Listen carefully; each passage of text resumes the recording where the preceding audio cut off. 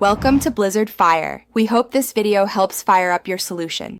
You begin inside Power BI Desktop. Open the report and locate the table column that will store links. Once done, switch to Data View and select the column, then set its data category to Web URL so Power BI treats values as links.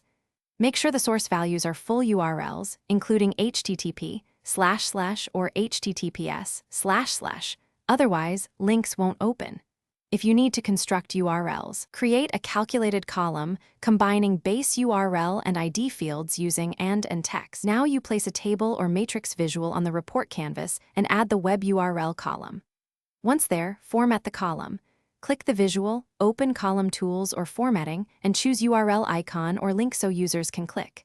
If you need dynamic behavior, create a DAX calculated column or measure that concatenates strings and parameters, for example, https://site, com/item/ and ID. Make sure tooltips and labels remain clear so users know destination purpose.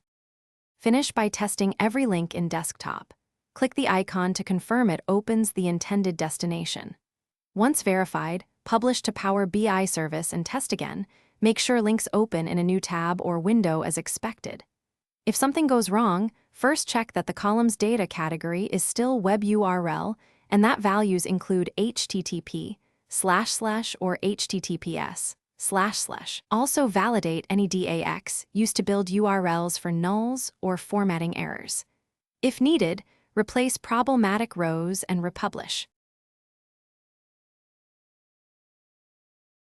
Thanks for watching. If you found this helpful, don't forget to like and subscribe.